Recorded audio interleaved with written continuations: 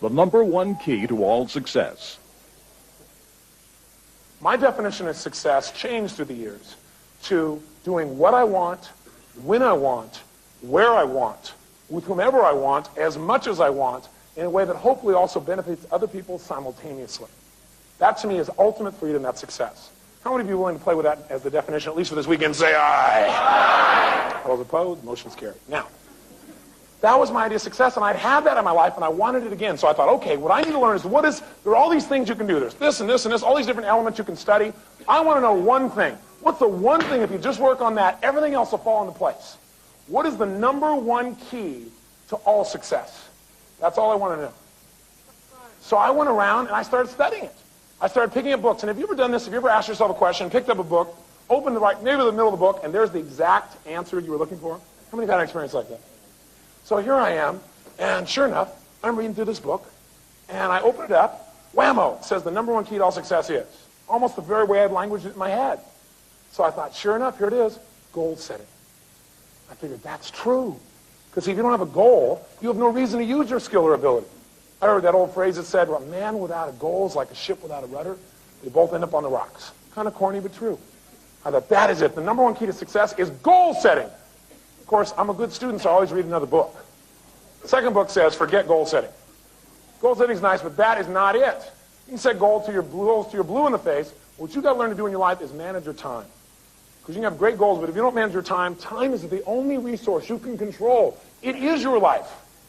I thought, that's true. The number one key to all success, time management. Of course, then I read a third book.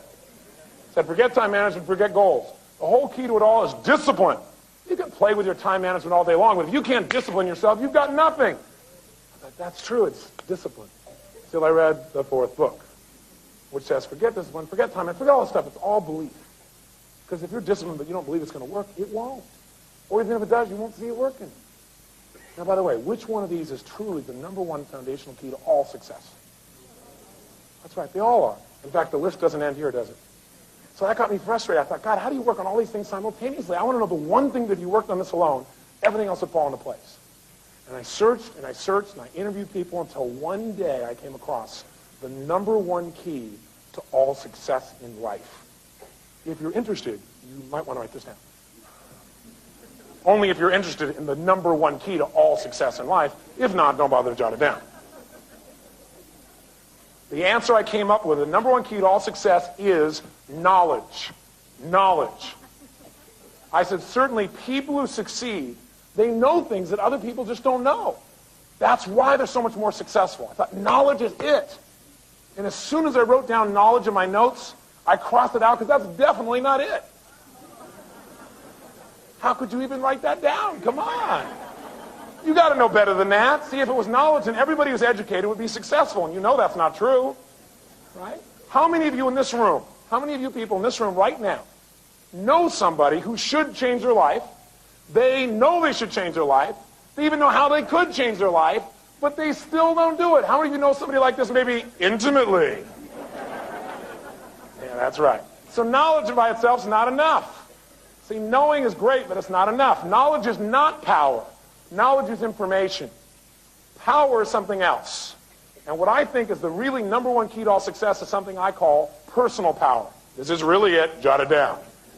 Personal power. That, to me, is the single number one foundational key to all success. If you use it, you can get everything else that you want.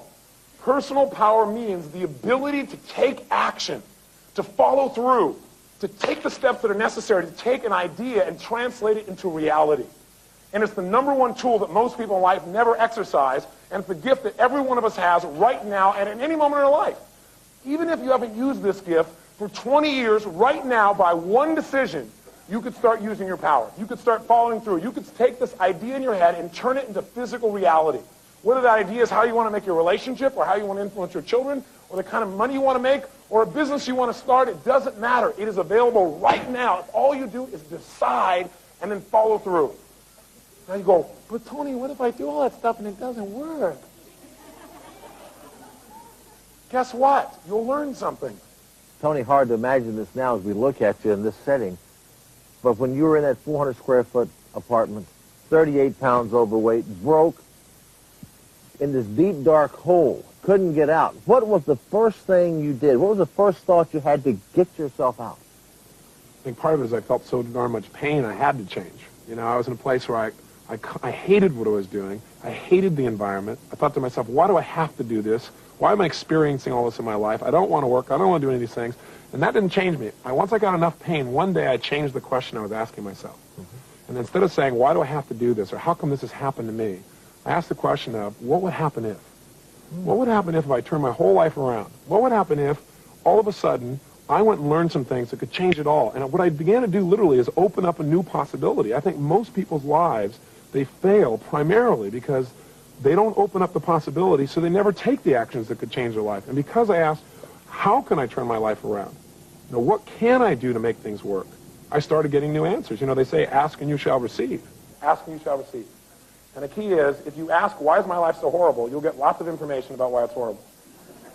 If you say, why can't I ever succeed, your brain will tell you all the reasons why you can't. If you say, how come I always succeed? How can I turn this around? How can I make my life greater? How can I contribute? You'll get those answers too. If you want to change your life, change the quality of questions you ask yourself each day.